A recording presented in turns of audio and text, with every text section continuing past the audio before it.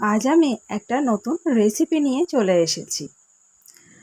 আমরা সবাই জানি ড্রাই ফ্রুট শরীরের জন্য খুবই ভালো, কিন্তু সত্যি কথা বলতে কি অনেকেরই আমার মতো ড্রাই ফ্রুট আলাদা করে খেতে একদম ইচ্ছে করে না।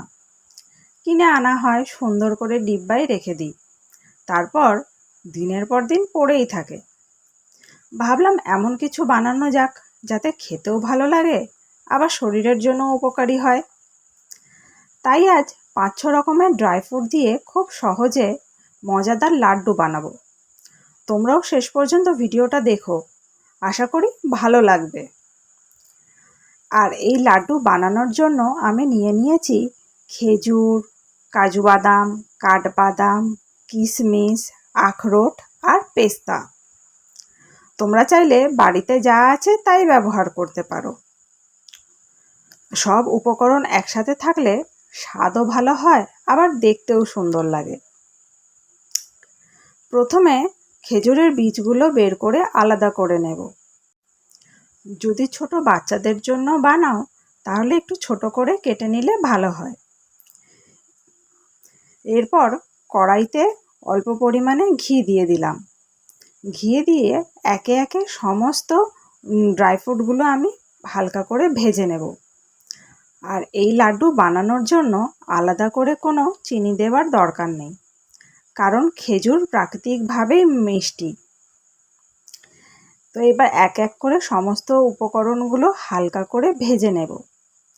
এতে একটা সুন্দর গন্ধ আসে, আর এটা খুব সহজেই বানানো হয়ে যায়। সব ড্রাই ফ্রুটগুলো এক এক করে ভেজে নিয়ে একটা থালার মধ্যে তুলে রাখবো। তারপরে সমস্ত কিছু একসাথে ভালোভাবে মিশিয়ে নিয়ে ছোট ছোট গোল গোল লাড্ডু বানাতে শুরু করব। আর এগুলো দেখতেও যতটা সুন্দর, খেতেও ঠিক ততটাই মজাদার।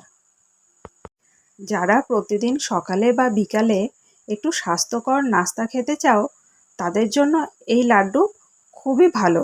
তারা বানিয়ে রেখে দিতেই পারো, আর বাড়িতে অতিথি এলেও পরিবেশন করা যায়, আবার বাচ্চাদের টিফিনেও এই লাড্ডু দেওয়া যায়। আমি সবসময় চেষ্টা করি খুব সহজ জিনিস দিয়ে ভালো কিছু বানাতে, কারণ সবাই যেন বাড়িতে সহজেই বানিয়ে নিতে পারে। রান্না মানেই অনেক কঠিন কিছু নয়, অল্প উপকরণ দিয়েও সুন্দর করে কিছু তৈরি করা যায়। তোমরা যদি এই ভিডিও দেখে লাড্ডু বানাও তাহলে অবশ্যই কমেন্টে জানিও কেমন হয়েছে। তোমাদের মতামত পড়তে আমারও খুব ভালো লাগে। আর কোনো নতুন রেসিপি দেখতে চাইলে সেটাও লিখে জানাবে। যদি ভিডিও ভালো লাগে তাহলে একটা লাইক করো।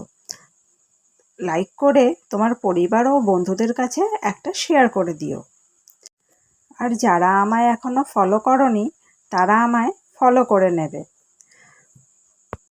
তোমাদের প্রতিটা লাইক, কমেন্ট আর ভালোবাসা আমাকে আরও নতুন নতুন ভিডিও বানানোর উৎসাহ দেয়। আজ তাহলে এই পর্যন্তই। সবাই ভালো থেকো, সুস্থ থেকো। আবার খুব তাড়াতাড়ি নতুন একটি ভিডিও নিয়ে দেখা হবে। আর হ্যাঁ, অবশ্যই এই লাড্ডুগুলো কেমন লাগলো জানাতে ভুলো না কিন্তু। নমস্কার।